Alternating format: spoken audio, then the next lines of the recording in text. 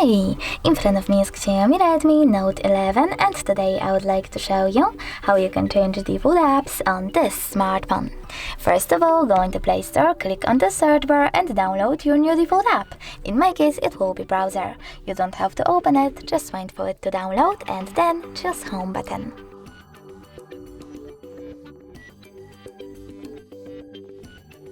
Now you need to access Settings, scroll down and click on Apps section over here. Then click on Manage Apps and click at the top right corner on those three dots.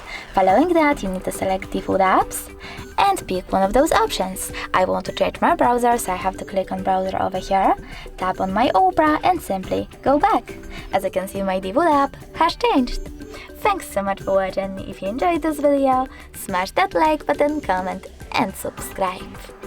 Bye!